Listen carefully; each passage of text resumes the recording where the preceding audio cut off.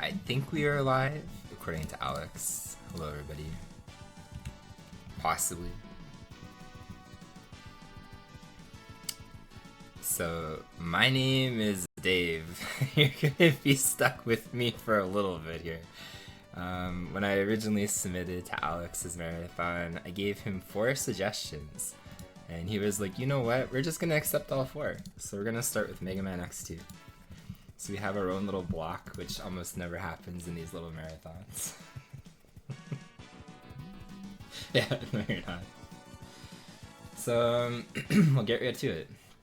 But welcome everybody, and hello. So I want to make sure we are an R dasher, which if you are familiar with X2, this is like criminal to some extent. So we will go 3, 2, 1, go. So this is X2. If you're familiar with my channel, even if you're not familiar with me, I am not known for running X games or Mega Man games, but I learned this one a long time ago in 2018. This one has fantastically good movement. It is probably one of the best, I think, X series games, at least in my opinion. Okay. And it's going to be a little bit tricky because this is like probably the one game that I don't know how to commentate well. But the movement in this is like extremely fluid and extremely good once you get it optimized. Unfortunately, or fortunately, I don't know.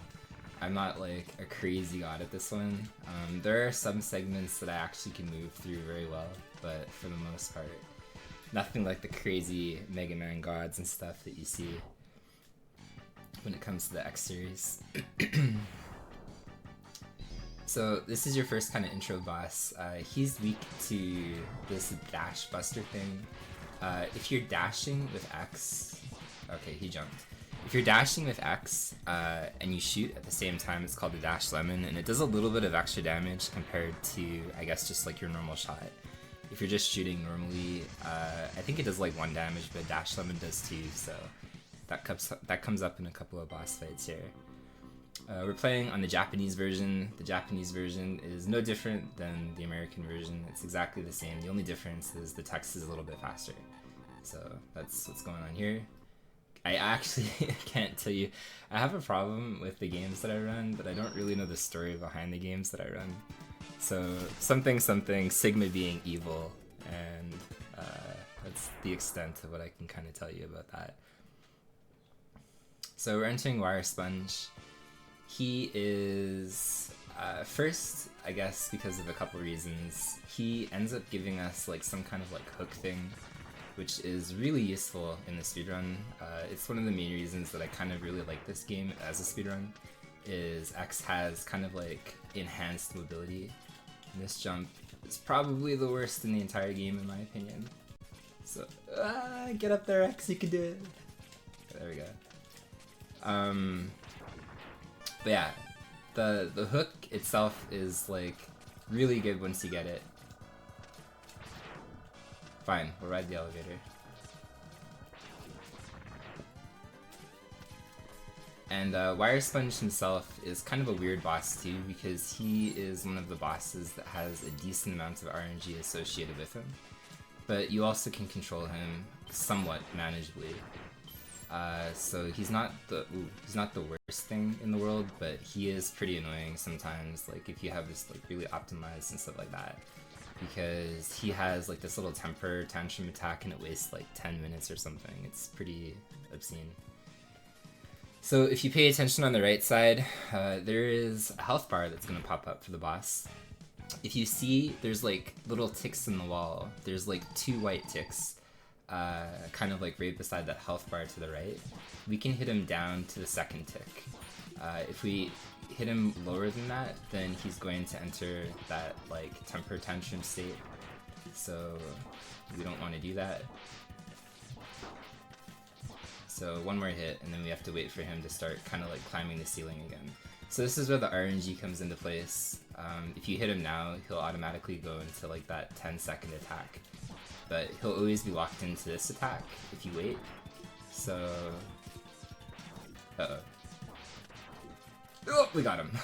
If he lands, he'll automatically go into like that weird temper attack as well. So But generally, as he ascends to the ceiling there twice, as long as you can kind of like dash lemon him multiple times like that, in that kind of rhythm, you won't see that attack. But he can still waste a bunch of time being random, so he's kind of like one of the more annoying bosses, I would say.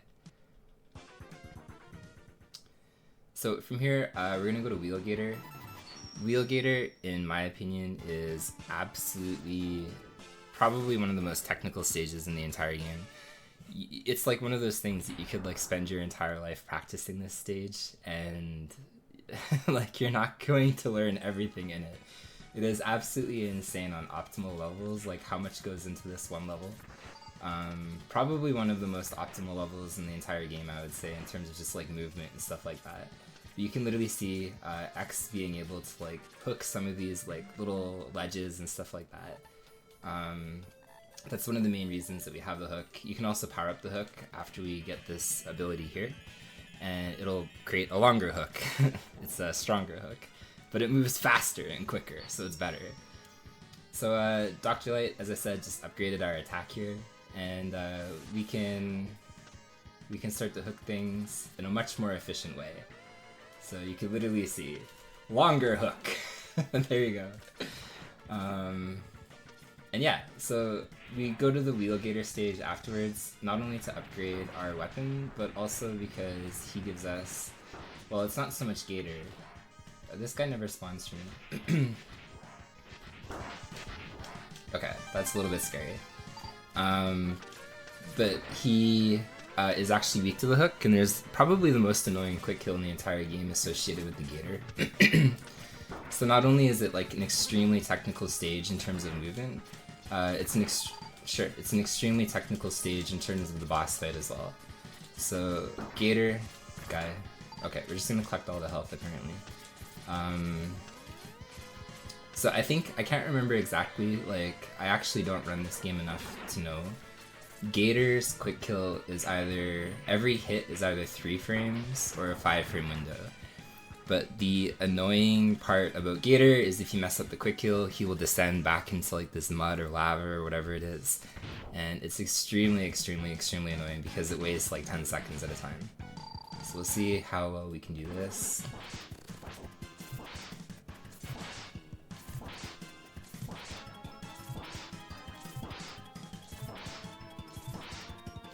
Man, free, man. That quick kill is for babies, but honestly, it's actually extremely difficult. That's probably one of the harder strats in the entire game, so I'm glad that I got that one.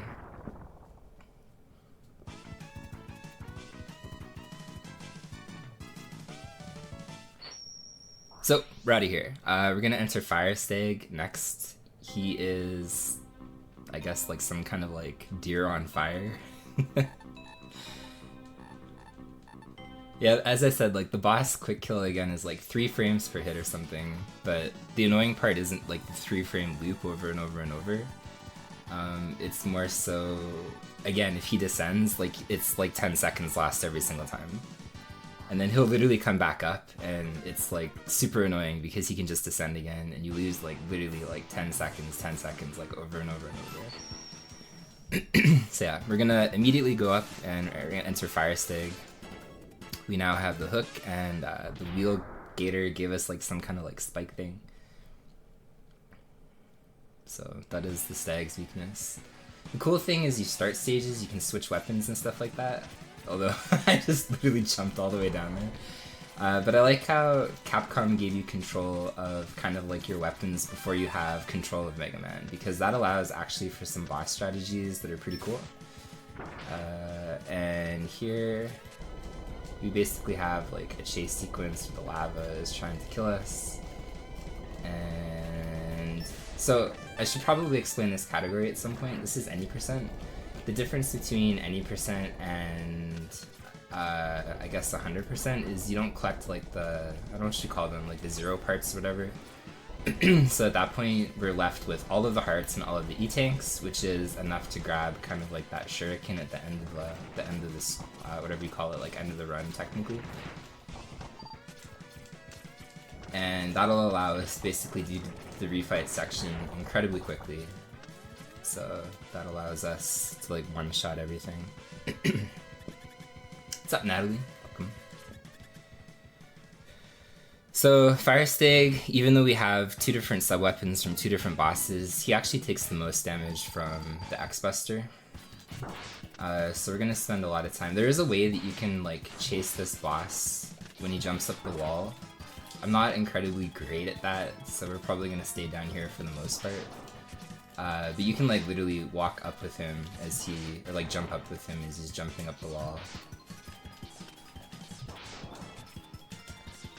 Or we're just gonna miss every shot ever. That works too. So you actually have to be a little bit careful because the amount of health that you have here is not high. And he has like a weird attack where he can like basically like suplex you, and if he suplexes you, it does like almost half your damage, so you can very easily die. Like even with this much health, like he could almost kill me, at least with that one attack. So you gotta keep your distance, which ironically works out well enough anyway.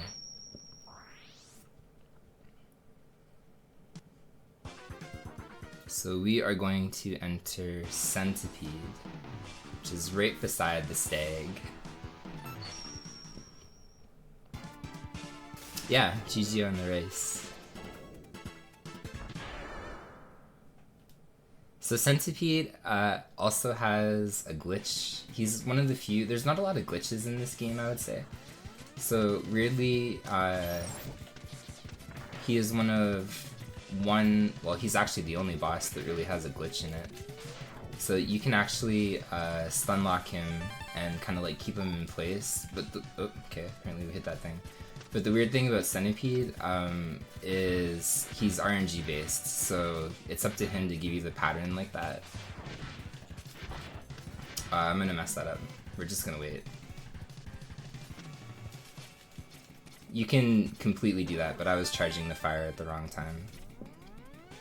You don't have to wait for that block to fall, rather. So yeah, Capcom flexing their development skills back then. This game uses a special chip, and there's a couple of like 3D kind of animations, which is funny to think about considering the game that we just saw being raced. So this is one of the first time in like 2D platforming you had like fully 3D rendered objects like that. So I guess it was a big deal when this game came out back then. They do that with Wire Sigma at the very end as well, but that sword also has kind of like a 3D effect to it. And it's all because of whatever special chip is in this ROM. What's up, Stanley? So, for whatever unknown reason, this metallic robot is weak to fire. I guess it makes sense in the grand scheme of things, because I'm pretty sure if you let a robot on fire, like if you lit it on fire, probably wouldn't do well. So maybe fire, I mean like fire is the weakness to everything if you think about it. Like I don't think anything likes being lit on fire. So there's a couple frame window to do this, but it's again pattern dependent.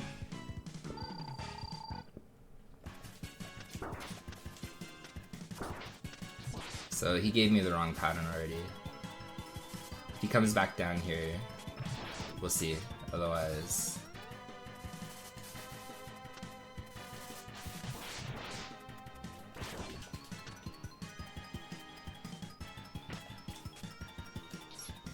Oh, no, we didn't get it. That was the right pattern, but I'm not used to this on this side. I'm used to setting it up on this side. So the annoying thing about this dude is if you don't get the glitch, he just teleports around like a madman.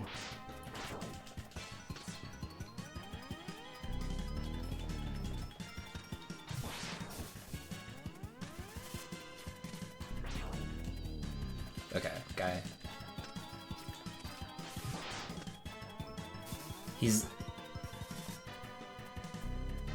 No, he just doesn't want to cooperate. That's fine.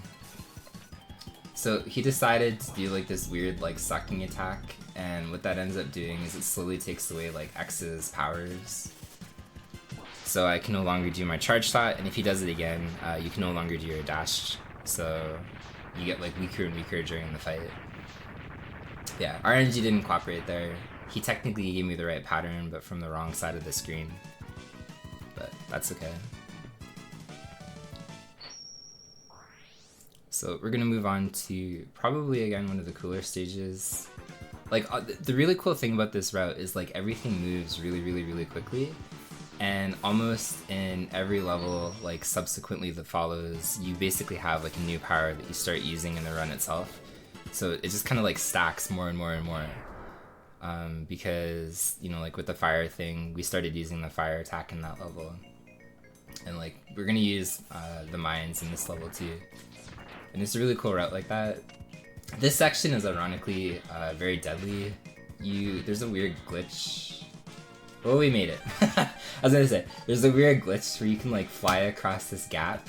You're not supposed to be able to do that, but it is incredibly easy to either like dismount the armor or just not make it across and die. So I'm glad that that's a thing. There's actually another glitch that's coming up here too, because if you create lag frames during the screen transition right here, you can skip. This is actually a sub-boss and it usually takes like a minute to fight. But we can skip that boss by generating some lag frames. We need to destroy this block for later, and then we also need to talk to Dr. Light again to grab this upgrade as part of basically any percent, so we can have access to the uppercut later on. Yeah, he's a really slow mini-boss. Like, even if you, like, quick kill the mini-boss, I'm guessing it's, like, at least a minute. So, thank you, random purple... Thank you, purple fireball, that almost killed me.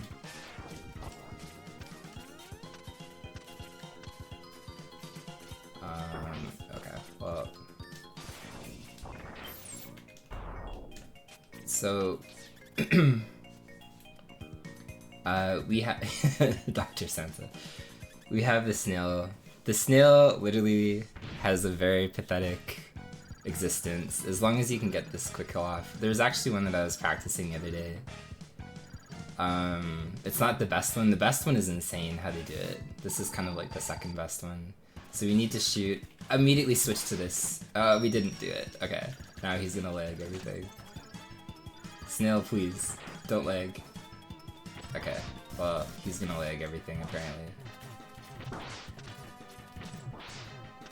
Okay, we have him in the position that we wanted him in at the beginning of the fight, just not from the beginning of the fight. So we can recover. Okay, Snail, thank you.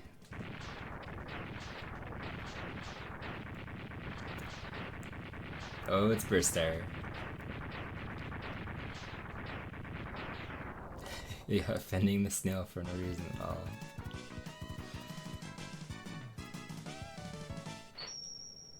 So I can almost at this point guarantee you with like 95% certainty that I'm not going to die.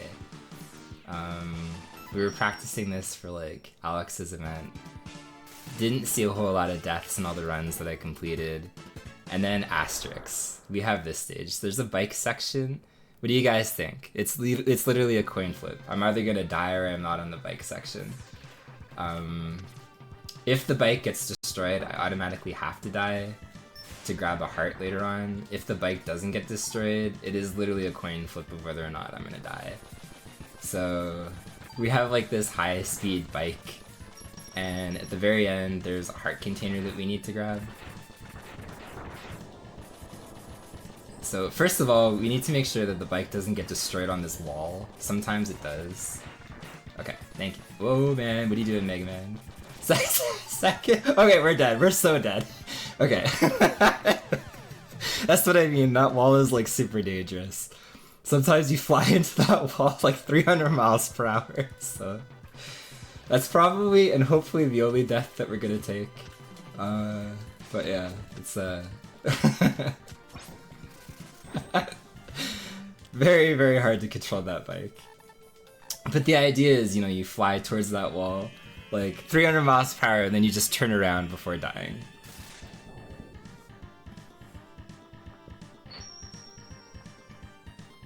So that capsule gave us the air boots, or not the air boots, but okay, great dash, the air dash, so we can now dash in the air. This is important because obviously air dashes are pretty cool, but it's also important because there's something in this game called a neon, which is a one frame window. And if you are dashing and then on the same frame that you air dash, you jump and shoot, you can basically do an extra jump in the air that I'm assuming wasn't originally like a thing, like it wasn't supposed to be something that you could originally do. So just like in real life, Ostrich's natural weakness is ice. I'm pretty sure that's correct, and that's why Capcom decided to make this guy's weakness, I guess, like the crystal snail thing. So we can loop this boss like this, and he's done with, and that's it. So goodbye Ostrich. Probably one of the easier quick kills in the game. There is a little bit of timing to that, but the window to like get the second shot or whatever is pretty, I would say, I don't know what it is exactly, but it's pretty, almost free. It's a pretty big window.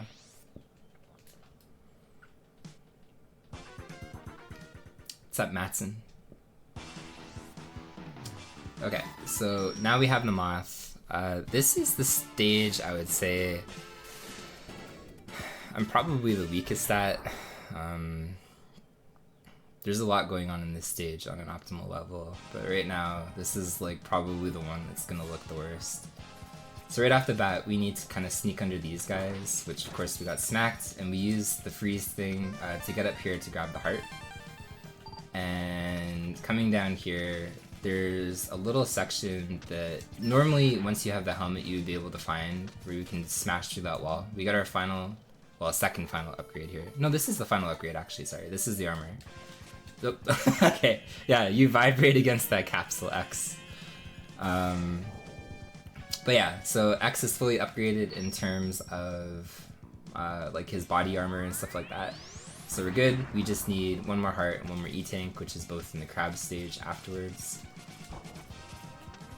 There's a little bit of a weird gravity thing going on with this level on some of the sections. So if you walk down a ledge like that, that is really hard to see. Okay, whatever. I was gonna say, if you walk down a ledge, you'll see it again in the bubble crab stage. There's like this weird mechanic also, and it's called a slope jump. So X can jump a little bit higher than normal, like on his vertical air. And that comes up in like 3 different spots. It's not used very much, but it's still a thing.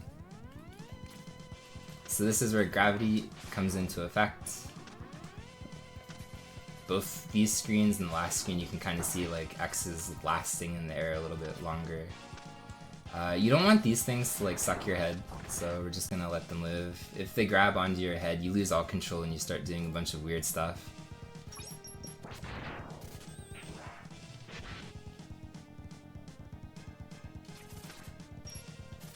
And you don't want this guy, okay, so you don't want him to go back into the ground.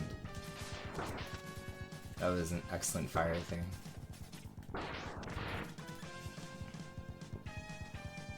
What's up, Hayfield? Hayfield's a really, really good runner.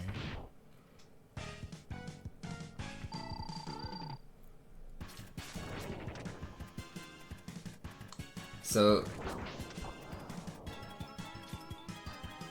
this dude creates so much lag. We want to shoot him one more time with the body shot. Okay, we got him. We want to shoot him one more time with the body shot. It's 3 fire, like charge fires, and then 1 normal fire. Otherwise, he like digs down into the ground. This Moth is incredibly scary. It has some of the highest contact damage. Okay, thank you. It has some, okay. Can you, like,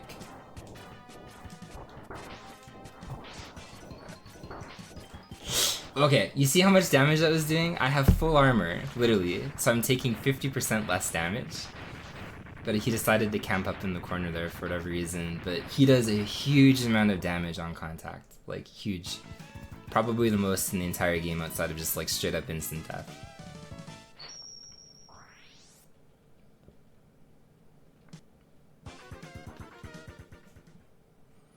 So we're going to enter the last stage, and then I have a decision I need to make, because we can play it safe for Alex's marathon, or we can try to skip the E-Tanks.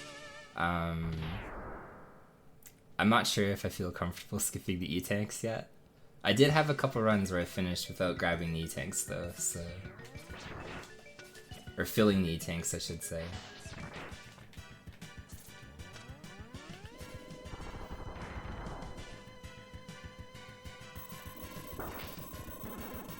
Oh shit, that was the wrong sub-weapon.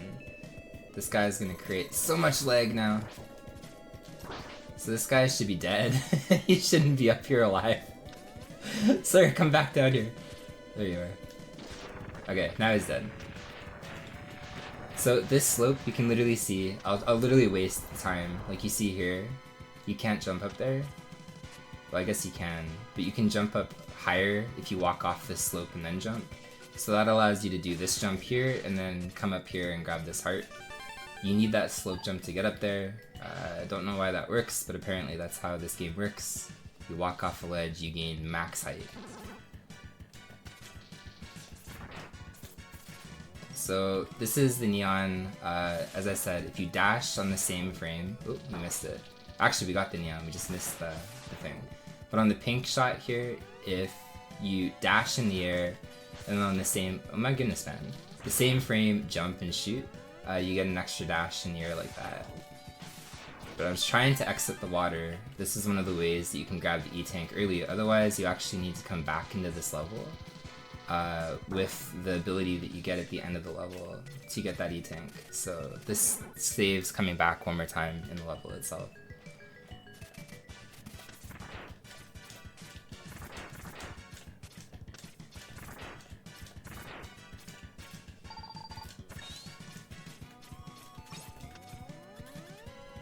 I don't know. I actually have no idea. I just know that he does like a huge amount of damage. Like to the tune of, again, if you don't have the body armor yet and he hits you with his body, like you could die in like 2 to 3 hits with the full health bar.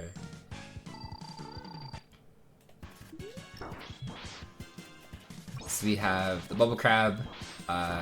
He is weak to apparently this saw blade, but I feel again, everything is basically weak to a saw blade.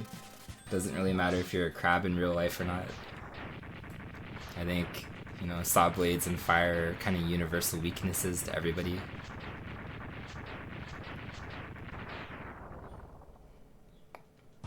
And that is all 8 Mavericks. So we're done with the stages.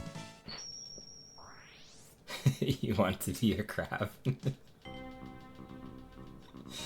2024, it's probably possible at this point. Okay, we didn't mean to talk to this old man, but apparently he had something he needed to tell us. So we will see how we feel. This is the first Sigma stage. I think I'll try to skip the E-tanks. We'll see if we can do this. This is extremely scary. Not so much these levels, but like the refights in the end game without skipping. Oh, okay, without skipping. Sorry, with skipping E-tanks.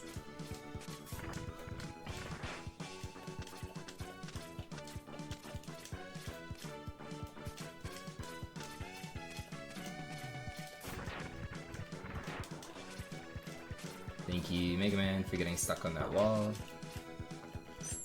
Thank you, Scorpion, for shooting me in the face. Okay.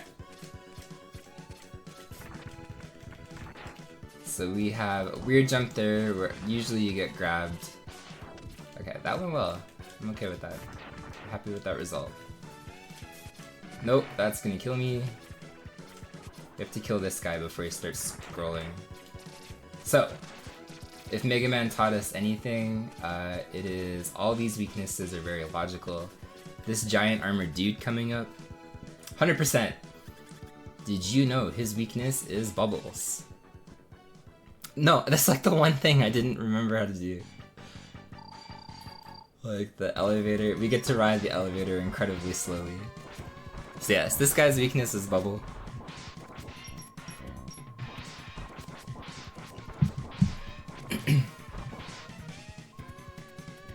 And he's dead. So he's a pretty quick kill. He doesn't really, like, he can jump around and become invincible for a little bit, but for the most part, there's not much to him. So you can lose some time if he decides to like waste time and do like iframe attacks, but for the most part, he usually just like stands in the corner with you and then he dies. But sometimes he can jump up and down. I am running 4. I submitted 4 to Alex's marathon. He accepted all 4. But considering everybody is incredibly ahead of schedule, he asked if I could possibly do Teenage Mutant Ninja Turtles 2. So we'll see. Maybe that as well, so that way nobody keeps getting ahead of schedule. So that was the worst weapon swap in the entire world. Very slow, but whatever. So, as Kat was saying, there is an elevator skip here. I don't remember how, or I should say, I do remember how. I don't remember how to do one of these parts. So you can completely skip this elevator. Oh my goodness, that was almost fatal. And you don't have to wait down here. This is like the only thing I didn't practice. So we can all enjoy this elevator ride together. This very slow. But whatever, Alex is like, whatever, like 34 minutes ahead of time, right? So,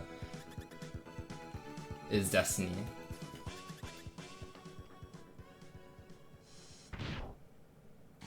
So we want to shoot this thing before we activate this boss. It's possible that we can kill... Okay, we got one. That was actually a really good start. So you can shoot that thing ahead of time. The iframes aren't active on... Sorry, the iframes aren't active in like the cutscene on that thing, so you can destroy the turrets before they even move. And there actually is a ridiculous strat where like these like boomerang things that you're shooting, you can hit the boss twice. I personally feel that that might be like one of the hardest strats in the entire game, timing it so these things come up and hit the boss on the way down. Is a ridiculously hard strat, to the point like when I was still good at this game and I was trying to learn it, this was actually a strat that I struggled with.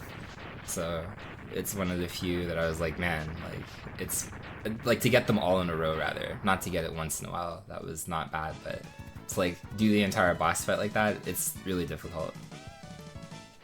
Yeah, he's really annoying on just like a casual perspective too. So we're entering the third Sigma stage, which is where we're going to get the Shuriken from Street Fighter. And also where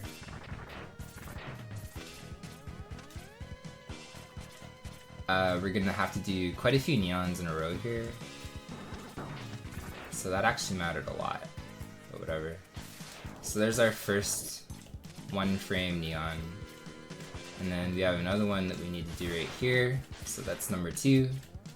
And then we need to get up on this platform, which, camera angle is being weird there. And then we need to do one more here. So 3 frame perfects in a row, let's go. Didn't want to wait for that bat, but whatever.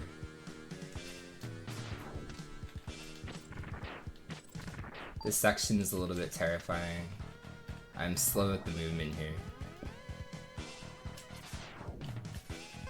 Okay, so on the third thing here, right there, this is the capsule. So Dr. Light literally says like, hey, you know what, Street Fighter is a better franchise than Mega Man. Here's your proof. And he gives us the Dragon Punch, which is literally from Ryu in Street Fighter 2. And actually, in my opinion too, this section is literally probably the scariest in the entire game if you don't do this. If you are an absolute baby and you freeze all of these guys together, it's not too bad. But the actual strat to go through here without stopping is utterly terrifying. So, it's it's pretty scary. So it makes skipping the E-tanks like I did a little bit scary. Okay, wait, 1 second. So you'll see the power of the DP there, like Dragon Punch, whatever. And it basically like one-shots every boss, but for it to work, you have to have 100% health. If you don't have 100% health, you can't use it anymore, so it's literally like glass cannon in every sense of the word. It doesn't always one-shot the bosses, because there's sometimes like hitbox weirdness and stuff like that, but for the most part, it does a huge amount of damage to like every single thing that you can fight. There's nothing that's immune to it. So we're still gonna believe in ourselves. I did not collect any E-tanks yet, like I didn't fill them So whatever I have probably like 1 refill, which is terrifying on the 8 refights and then the final 3 bosses, but we'll see.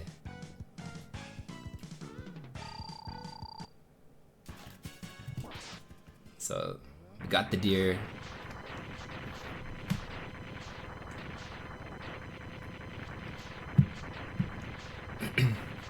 DP, you say? Yeah. If you played the arcades back then, it was DP, Dragon Punch. Or like SRC notation. So this is one, you can jump above the crab to bait him into jumping, but then you have to uppercut him really quickly. Okay, we got him. That's a little bit tricky to do. Not always does the crab crop wait there, and sometimes you can also DP him in such a way that he survives and you fall back down into him.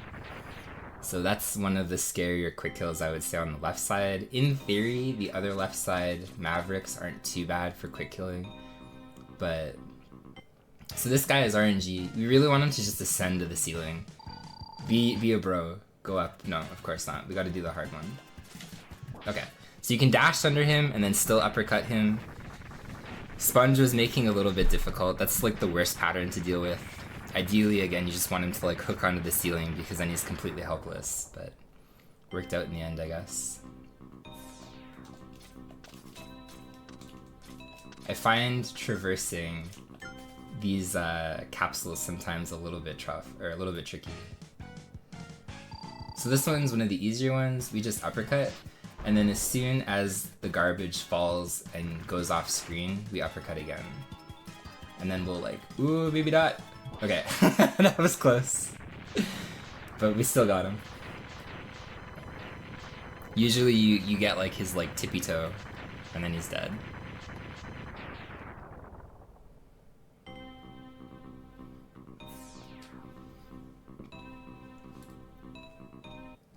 So this is one of the scarier ones too.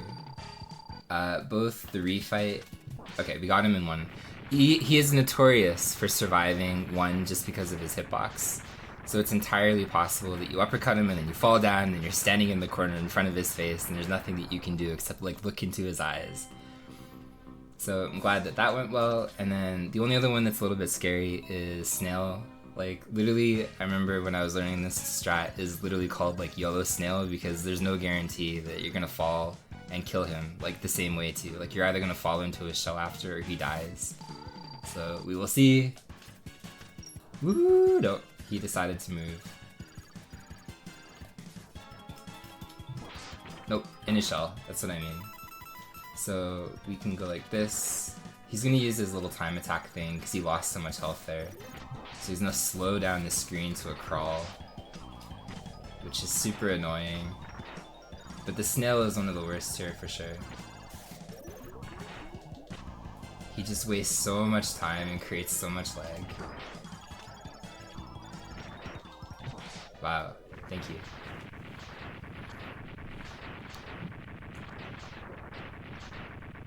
So this is where skipping E-tanks was scary. Because one mistake like that, I cannot recover my health to do the uppercut for the gator. Although I have 2 more... Oh yeah, like we're literally missing... Nope, we don't have enough. So we're gonna be a little bit creative here. We're gonna do the gator first and see if we can do the quick kill on the gator. Because otherwise I can't use that 1 E-tank. Then hopefully the gator doesn't like smash us or damage us like to a crazy amount of damage. Oh. I do not have the hook out. What did I hit him with? I thought that was the hook. Well, whatever that was, obviously it wasn't effective. Okay, second try.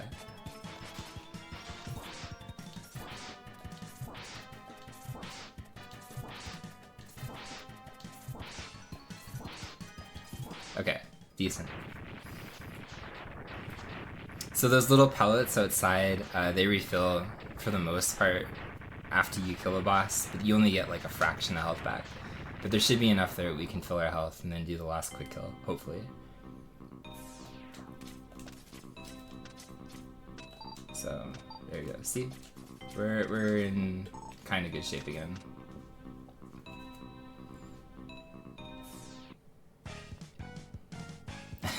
Yeah, of course.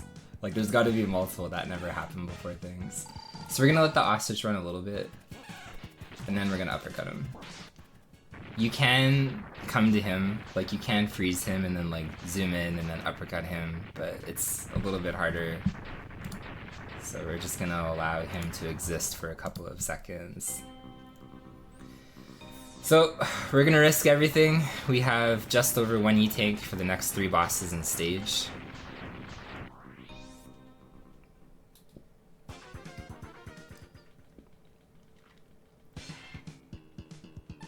I think the 7 practice runs that I did for Alex's marathon, I finished like 2.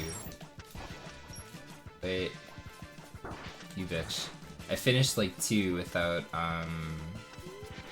having to collect the E-tanks and stuff.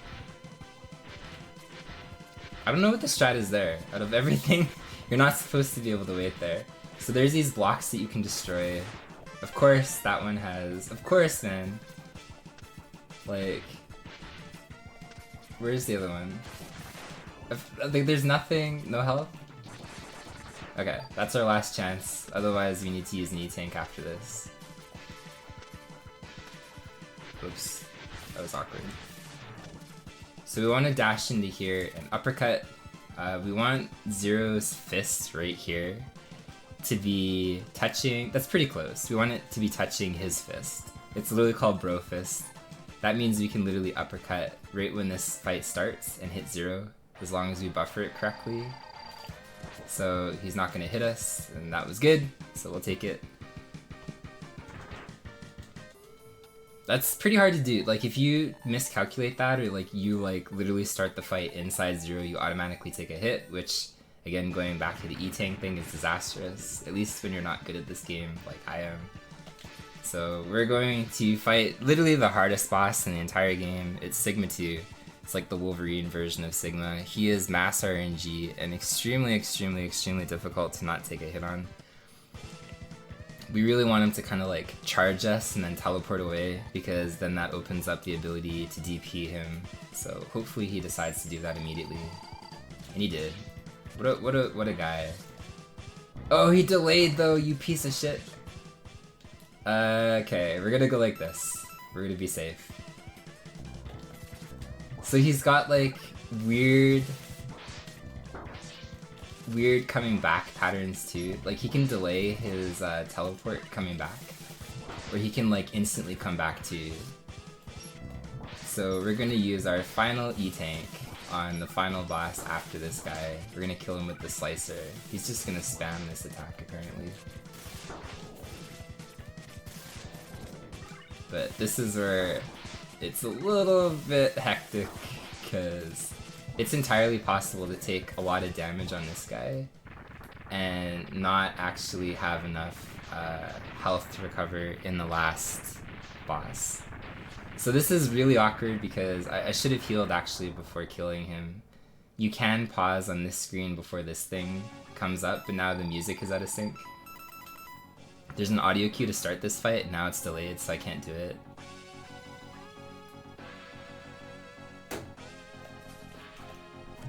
Okay. Woo. Okay, I'll take it. We did it, we're technically under estimate. This was the hardest one I think for me. So, I gave Alex an estimate of 44, we got 43. But we did it, we skipped all the E-tanks, I'm happy with that. This is very difficult even for me right now.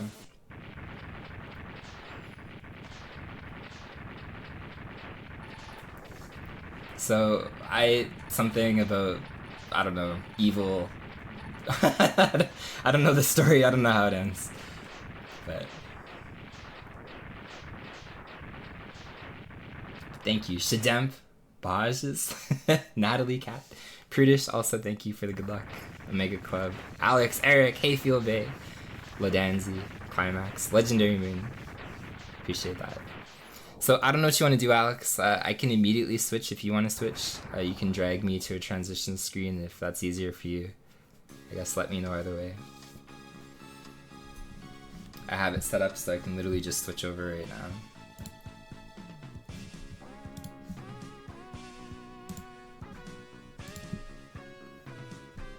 Evil robot goes kaboom, pieces restored. Yeah, I think I can just jump right into it. Can do that. So next up, at least according to the schedule that Alex has given, is we have Batman. Thank you, Burst.